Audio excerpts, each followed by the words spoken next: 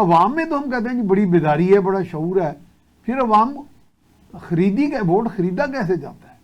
अब अवाम यानी एक बंदा पैसे लेके आराम से बिक जाता है और वो कहता है जी मैं वोट इसको दूंगा, वो कभी जायजा नहीं लेता कि कौन बेहतर है कौन नहीं है। जी मियाँ साहब, आप तो ग्रास रूट लेवल से भी देखा आपने, बरादरी भी आपकी बड़ी है। असल में जो आपने बात कही ना कि अवाम के शौर की बात, ये साहब ये आज से बात नहीं है, ये बहुत यानी 2002 से शुरू कर लें, 2008 का आ जाए, 2013 पे चले जाएं, 2018 पे आ जाए, 2024 पे आ जाए, आप जितने भी इलेक्शन हैं जहां पे लोगों का खास तौर पे जो सीनियर सिटीजन हैं, जिनकी हमारी उम्रों के जो लोग हैं, वो तो बहुत पहले से ये कहते हैं हमारे वोट से कुछ नहीं होता, फैसले कहीं पहले से। और आप देखिए कि ये दो दौर से आप निकाल लें, आप उस तहरीक को देख लें कि वो तहरीक क्यों थी। हर दौर का इलेक्शन जो है यहाँ पे उसके ऊपर सवाल है जी, और यहाँ पे ये तय किया जाता था किसी जमाने में कि अच्छा जी फलां जिले की 5 सीटें हैं, 2 किसको देनी है, 1 किसको देनी है, 3 किसको देनी है, ठीक है। और उसके बाद आपका मतलब है कि पैसे वाली बात भी निकल गई, यानी ये तो पैसे वाली बात से आगे बात निकल गई।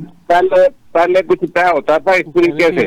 अब वो बात आ गई है कि उन्होंने सोचा कि चले ये बंदे तो सिलेक्ट करने ही है, तो क्यों ना उनसे पैसे भी जो है ना वो लिए जाए। अच्छा, तो मसला ये है कि उसके बाद वो अवाम में भी पैसा लगता है, वो जाके लोग गरीब आदमी जो है वो उनको पता है कि इन्होंने 5 साल तो हमें नजर नहीं आना, चले आज जो मिलता है वो तो ले लें। ठीक है, आपके सामने बड़ा ऑब्जेक्टिव तज्जिया पेश कर दिया, रियलिटी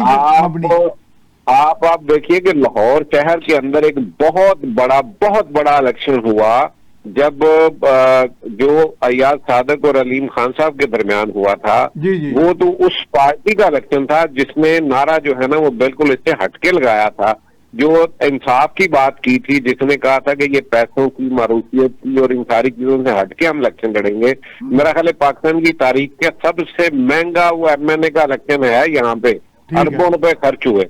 तो क्या ये कोई ढकी छुपी बात है? उसके बाद ये रीत अभी आप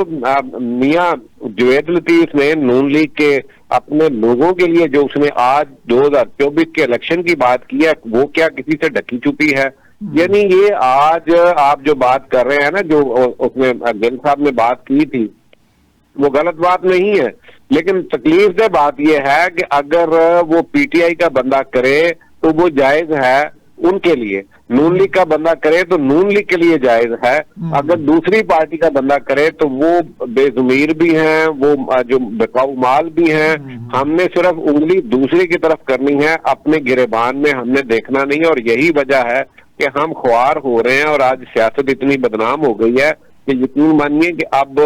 वो लोग जो है जो पढ़े लिखे एक तबका है और खास तौर पे आज का नौजवान है, वो इस तरह से नफरत करता है कि वो तो सियासतदान का नाम सुनते ही उनके ज़हन में एक बात है कि ये करप्ट लोग हैं, ये सिर्फ माल बनाने के लिए आ रहे हैं और मुल्क की खिदमत का भी यहाँ पे कोई। और मैं ये बड़ी तकलीफ से बात कर रहा हूँ क्योंकि मैं तो खुद इसका हिस्सा हूँ और मेरा तो और कुछ काम भी नहीं है, सारा दिन आपके सामने है कि भाई यही है लोगों के दरमियान रहना, पार्टी के लिए या लोगों के लिए सारा कुछ करना। और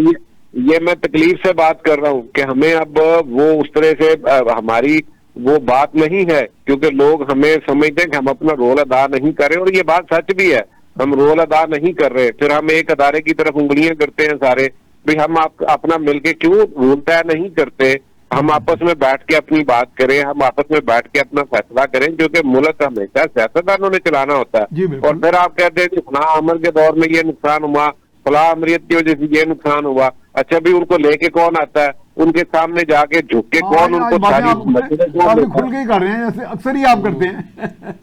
सही बात है। तो मैं वही कह रहा हूँ कि जनाब ये सारे का सारा कसूर जो है ना वो सियासतदानों का, और वो जो आपने माल की बात की है, मैं किसी और को नहीं कहूंगा, मैं कहूंगा कि अगर आपके घर में